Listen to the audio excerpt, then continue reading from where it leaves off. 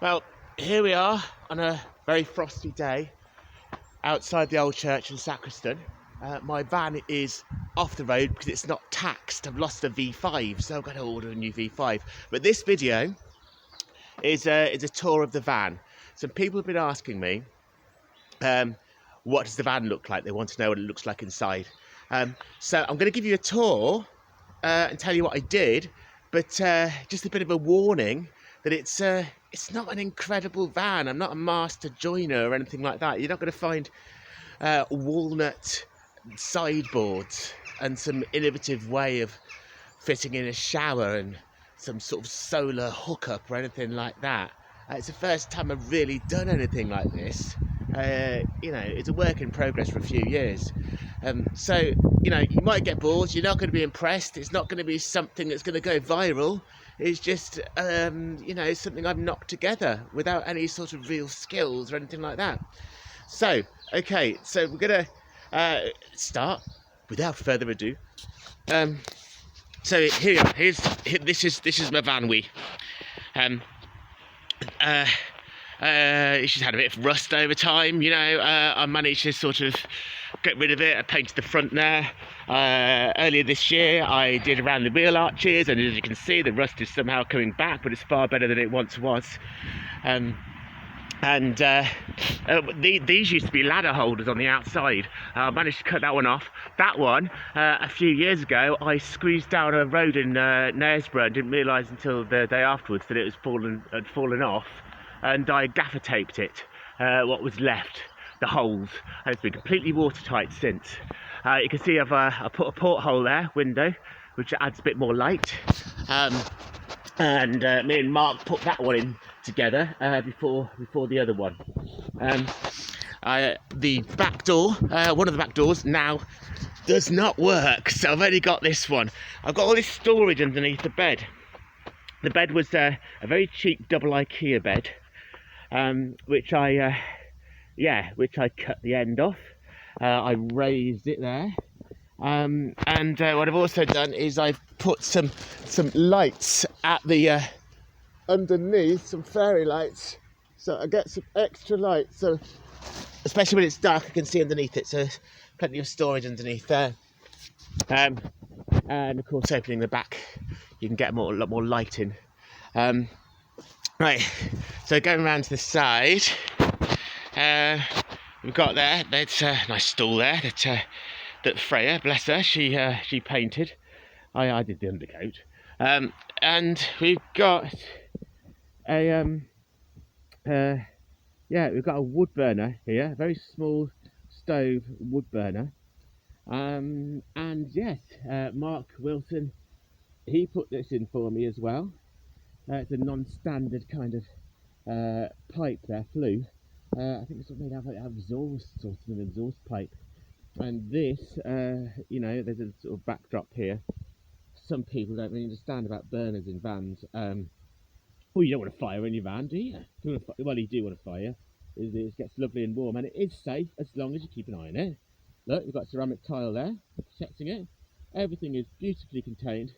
We've got a little big ceramic tile there to protecting the bed so it doesn't get burned. I've put this needs a bit of a clean. This lino, this vinyl flooring on the floor. When I first got it, it used to be a borehole driller's van. Before that, it was network rail. It came with these shelves, 3 shelves going all the way down there, really encroaching. And I managed to cut loads of them out, and I kept this shelf up here, which is really very handy. There used to be another sort of unit around here, which I cut out. And this is a big IKEA chest of drawers of the Malm range. It's bracketed to the wall, because every single drawer has to be attached before I drive off, and I have to forget, and it goes clunk clunk, and I have to stop.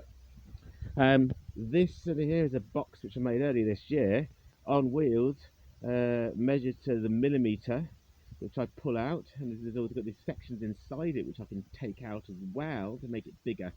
It's very handy, that is. I put bins in it and all that kind of thing. I did get it. It had the bulkhead in, which is the big bit which divides these two.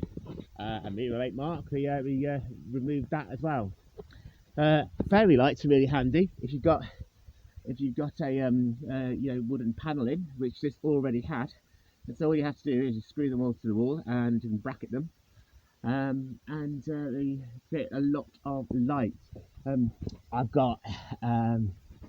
I insulated the ceiling with this sort of insulation, which is like bubble wrap with foil on either side, and I put some lining on there.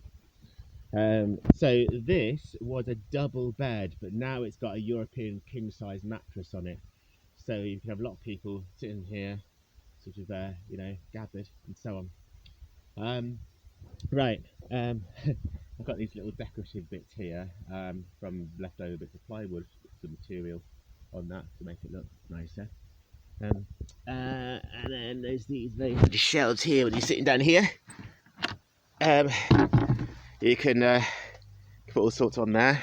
There's a mirror, and yeah, and it gets very warm in here when I've got the burner going. You just have to keep feeding it. We've got storage up here. Yeah, and how do I cook? It's one of those flat stove things. Okay, and what else do we have here? Yes, yeah, where do I go to the toilet? Well, I piss in a bottle, a big 5 litre bottle. So yeah, okay, so concludes the tour. I don't think I've missed anything out. So as you can see, I'm sure you can conclude that there isn't any incredible pull-out tables or storage solutions, but the main thing is it's an incredibly comfy mattress there, and I'm never too cold in the night. It's all about having enough blankets and so on, except when I need to get up to go to the toilet. But as soon as we start getting this stove going, it's lovely and toasty, even when it's incredibly cold outside. So yeah. Oh yes, and also the power that I've got. The cigarette lighter power thing is always on, so I can charge stuff at night. But also I've got a leisure battery here. That's not hooked up. You can get these things called splitters, so it can be charged gradually by the engine. I've not done that. I'm not great with electrics, but this leisure battery, you just need to get a charger to charge it from the mains, and then an extra thing with a sort of crocodile clip that you can attach to there, and you can have an inverter. I've got a very bright light here as well, so you can charge all sorts of things on that, like laptops and so on. But inverters, there's only certain things that you can really plug into them. So if you plug a toaster in, you blow it, laptops, TVs if you want them, that kind of thing. Alright, yeah, now it concludes, doesn't it? Alright, have a lovely, wonderful 2021. Look after yourselves, and always love without limit. Forgive, don't resent, but all trying to figure it out. Okay?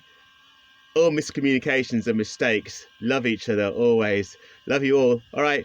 Cheerio. Bye-bye.